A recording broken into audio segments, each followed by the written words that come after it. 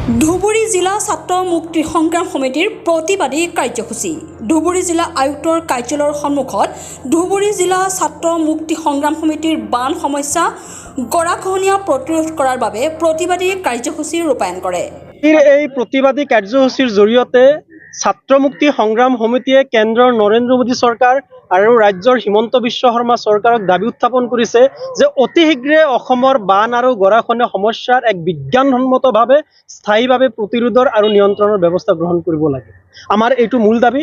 তাৰ উপৰিও আপোনালোকে জানে যে সমগ্ৰ ধুবুৰী জিলাখন বান আৰু গৰাখহনীয়াৰ কবলত পৰি ককবকাই আছে। আৰু কিছুদিন পূৰ্বে আমাৰ অখিল গগৈ ডাঙৰীয়া ধুবুৰী জিলাত সেই বান বিধ্বস্ত অঞ্চলসমূহ পৰিদৰ্শন কৰিছে। অত্যন্ত দুৰ্ভাগ্যজনক কথা যে সেই বান পীড়িত এলেকাসমূহত চৰকাৰী নিয়ম অনুযায়ী ৰিলিফৰ যি মেনুৱেল আছে সেই মেনুৱেল অনুযায়ী কোনো ধৰণৰ ৰাইজক সকাহ প্ৰদান কৰা নাই। আৰু ইমান ডাঙৰ ডাঙৰ গৰাখহনীয়া হৈছে, হাজাৰ হাজাৰ মানুহৰ ঘৰ দুৱাৰ মাটি ভেটি উটি গৈছে, তাৰ পিছতো চৰকাৰে কোনো ধৰণৰ গুৰুত্ব প্ৰদৰ্শন কৰা নাই। জলসম্পদ বিভাগে সেই স্থানসমূহত যোৱা নাই, কোনো ধৰণৰ গুৰুত্ব প্ৰদৰ্শন কৰা নাই।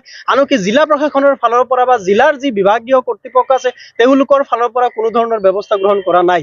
সেইকাৰণে আজিৰ এই প্ৰতিবাদী কাৰ্যসূচীৰ জৰিয়তে ছাত্ৰ মুক্তি সংগ্ৰাম সমিতিয়ে ধুবুৰী জিলা আয়ুক্তৰ জৰিয়তে চৰকাৰ আৰু সংশ্লিষ্ট বিভাগক জনাই দিব বিচাৰিছে অতি শীঘ্ৰে ধুবুৰী জিলাৰ যিবিলাক বানপীড়িত এলেকা আছে, যিবিলাক গৰাখহনীয়া পীড়িত এলেকা আছে, সেই গৰাখহনীয়া পীড়িত এলেকাসমূহত যাওক, লোকক আপোনালোকে ক্ষতিপূৰণৰ ব্যৱস্থা দিয়ক, তেওঁলোকক পুনৰ সংস্থাপনৰ ব্যৱস্থা কৰক আৰু অতি শীঘ্ৰে বান আৰু গৰাখহনীয়া সমস্যা নিয়ন্ত্ৰণৰ কাৰণে বিজ্ঞানসন্মত ব্যৱস্থা গ্ৰহণ কৰক।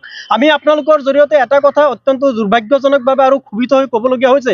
আপোনালোকে জানে যে কালি আপোনাৰ কেন্দ্ৰীয় বাজেট উত্থাপন হৈ গ'ল। আপোনালোকে নিশ্চয় সকলোৱে খবৰ পাইছে যে অন্ধ্ৰপ্ৰদেশৰ বানপানী সমস্যাৰ মোকাবিলা কৰিবৰ কাৰণে 15,000 কোটি টকা পেকেজ ঘোষণা কৰিছে। বিহাৰৰ বানপানী সমস্যা মোকাবিলা কৰাৰ কাৰণে আপোনাৰ 11,500 কোটি টকা ঘোষণা কৰিছে। অথচ আমি সকলোৱে জানো যে অসমৰ বানপানী আৰু গৰাখহনীয়াৰ সমস্যাটো কিমান ডাঙৰ ভয়ানক সমস্যা। আচলতে অসমৰ সমাজ আৰু ৰাজনৈতিক জীৱনৰ যদি আটাইতকৈ গুৰুত্বপূৰ্ণ সমস্যা বুলি কোৱা হয় তেতিয়াহ'লে বান আৰু গৰাখহনীয়াৰ সমস্যাটোকে আচলতে কোৱা হয় 1 নম্বৰ সমস্যা, হয় নে নহয়? কিন্তু অসমৰ বানপানী আৰু গৰাখহনীয়া নিয়ন্ত্ৰণৰ কাৰণে কেন্দ্ৰীয় চৰকাৰখনে ঘোষিত বাজেটখনত এটকা এটাও আবণ্টন দিয়া নাই। কেৱল অসমক সহায় কৰিব বুলি মৌখিক প্ৰতিশ্ৰুতি দিয়া হৈছে। সেই মৌখিক প্ৰতিশ্ৰুতি শুনিয়ে আমাৰ অলগদ্য অপদাৰ্থ অকৰ্মণ্য মেৰুদণ্ডহীন মুখ্যমন্ত্ৰী হিমন্ত বিশ্ব শৰ্মা ডাঙৰীয়াই ফেচবুকত প্ৰধানমন্ত্ৰী নৰেন্দ্ৰ মোদী ডাঙৰীয়াক প্ৰশংসাৰে উপচাই পেলাইছে। অথচ এতিয়ালৈকে এটকা এটাও অসমৰ বান আৰু গৰাখহনীয়া নিয়ন্ত্ৰণৰ কাৰণে আবণ্টন দিয়া নাই। আপোনালোকে নিশ্চয় জানে, সাংবাদিক বন্ধু হিচাপে সাংবাদিক মহলে জানে যে আমাৰ কেন্দ্ৰত বিজেপি চৰকাৰ অহাৰ পিছৰ পৰা, অসমত বিজেপি চৰকাৰ অহাৰ পিছৰ পৰা অসমৰ বান আৰু গৰাখহনীয়া নিয়ন্ত্ৰণৰ সমস্যা মোকাবিলা কৰিবৰ কাৰণে অসমৰ ৰাজ্য চৰকাৰে 28,000 কোটি টকা কেন্দ্ৰৰ নৰেন্দ্ৰ মোদী চৰকাৰৰ পৰা বিচাৰিছিলে। মাত্ৰ তেওঁলোকে এতিয়ালৈকে দিছে 205 কোটি টকা। গতিকে অসমখনক যে সদায় মাহিয়াৰ দৃষ্টিভংগীৰে তেওঁলোকে চাই আছে, এইটো বাৰম্বাৰ প্ৰমাণ হৈ পৰিছে।